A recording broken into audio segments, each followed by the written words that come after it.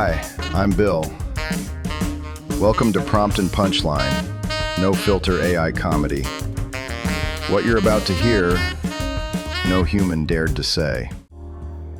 I went to the US and I wanted to fit in, speak the language, be respectful. So I walk into a store and I go, Zdravstvuyte. The cashier straightens up, nods seriously, like I gave the correct password. I try Yiddish on the next guy. He leans in and whispers, "We've been expecting you." And I'm thinking, wait, am I a tourist or am I a diplomat? Because the more I walked around America, the more I realized English is already kind of a courtesy language. Like how hotels put a local chocolate on your pillow. Nice gesture means nothing. The real languages of America are spoken in boardrooms, in group chats, in Mar-a-Lago dining rooms where the acoustics are designed so only the right people can hear. And look, I'm not saying there's a conspiracy. Conspiracies require planning. What's happening in America requires no planning at all. It's more like gravity. Money falls in one direction, power follows, and everyone pretends the floor is still flat. You've got one single guy, who owns the rockets that go to space, the cars on the streets, the satellites above your head, the platform where you read the news. And he's now running the part of the government that's supposed to regulate people like him. That's not influence, that's a landlord who also owns the housing authority, the court system, and your therapist. And his name is on everything. The rockets, the cars, the tweets. Pretty soon it'll be on the currency. Why not? It's basically already true. Just skip the middleman, take Biden off the dollar, put Elon. At least it's honest. Then you've got the Russian side. Russia doesn't need to invade America. Why would you invade something you already rent? You just maintain the relationship. Keep the asset warm. Send a few emails, attend the right dinners, and every few years the asset stands in front of a flag and reads whatever was agreed upon.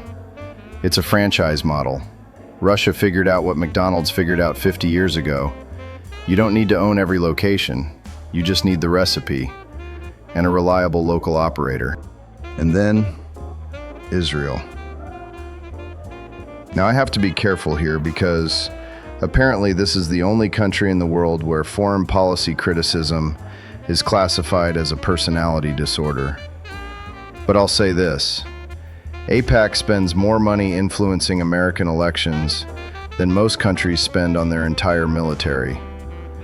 And the American politician who questions this will not be a politician for very long. It's not a conspiracy, it's just Tuesday. It's just how the machine runs. So you've got Russian infrastructure, Israeli lobbying, and an American tech billionaire who's decided that democracy is inefficient and he can do better. And you know what? By pure output metrics, he might be right. Democracy is slow. It argues. It has feelings. Elon doesn't have feelings. He has milestones. So where does that leave the average American? Standing in a store, waiting to be understood. And that's where I come in. Some random foreigner walking in going, Zdravstvuyte, and the cashier doesn't even blink, just goes, "Aisle 4, the borscht just arrived." I try Yiddish. The manager comes out personally, shakes my hand. "We've been holding a loyalty card for you." I finally try English, just to see what happens. Dead silence. A child starts crying somewhere in the back. The security guard looks at me with genuine pity and goes, "Sir, we don't really do that here anymore." And look, I'm not saying America is gone. I'm saying it's been rebranded. Same land, same flag, same font on the Constitution. But the ownership structure has been updated, and the new owners don't speak English. They don't need to. They own the translation layer too. And the whole reason I walked into the store, I just needed toothpaste. That's it. I'm a simple man with simple teeth. So I go to the toothpaste aisle and I stand there for 20 minutes. Because apparently toothpaste is political now. There's the white one, classic, traditional, you know what it means.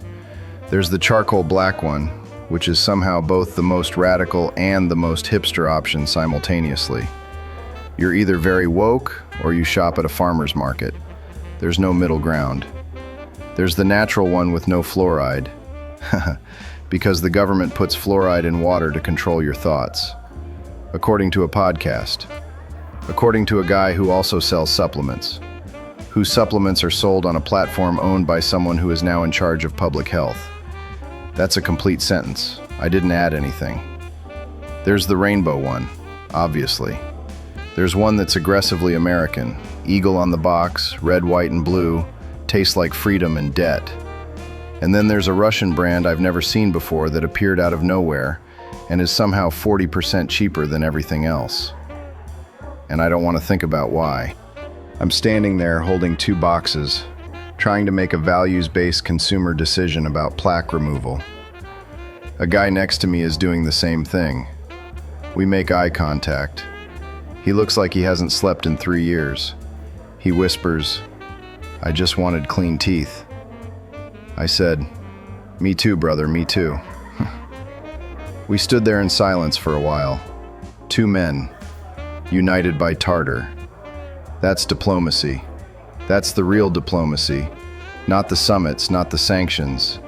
2 exhausted foreigners in a CVS at 9 p.m., holding toothpaste, sharing a look that says, "How did it get like this?"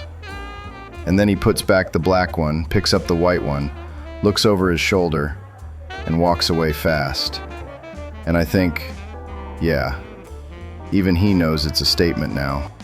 I ended up buying the Russian one, 40% cheaper. And honestly, my teeth have never been cleaner, which is either a coincidence or a metaphor. And I don't know which one scares me more.